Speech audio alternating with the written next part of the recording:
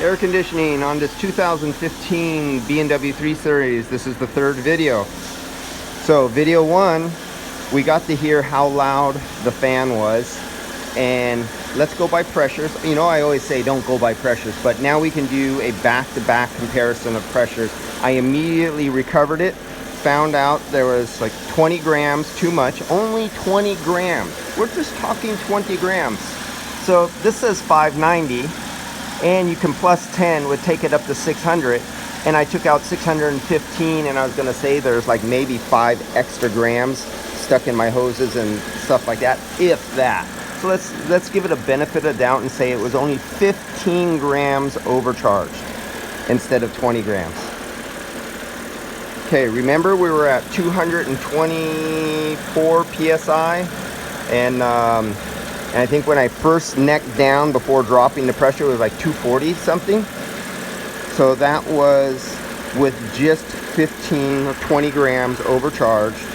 Now here we are. I just started it up, and we're at 169 psi.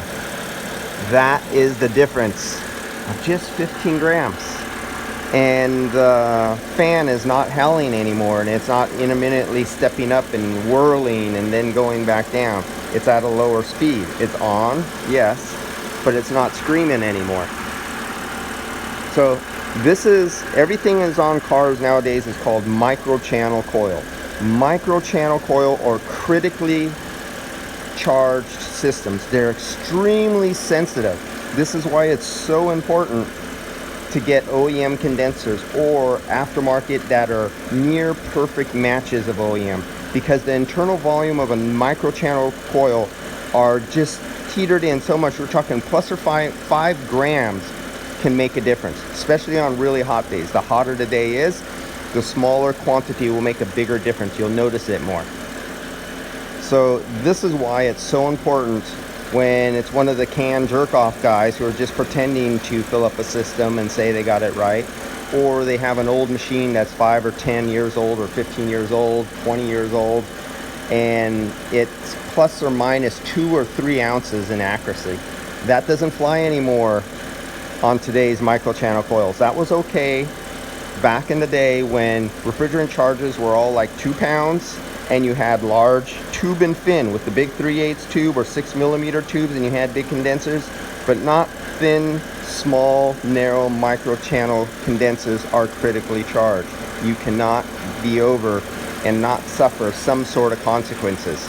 And in this case, the pressure was enough where B&W on this vehicle has their high pressure sensor set that when it hits a certain pressure, it kicks the fan up to a higher speed.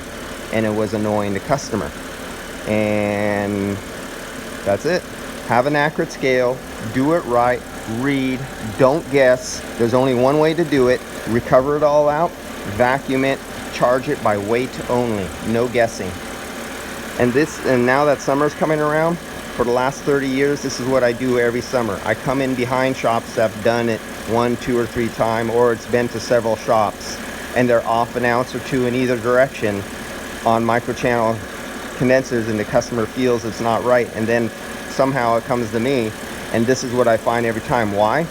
I hook up my refrigerant analyzer on it. I find out it's contaminated, I find out it has a high percentage of air, or I find out it's under or overcharged. Those are my most common thing. It's always under or overcharged on a microchannel system, just because of laziness, ignorance, or being cheap. See you guys later. Adios.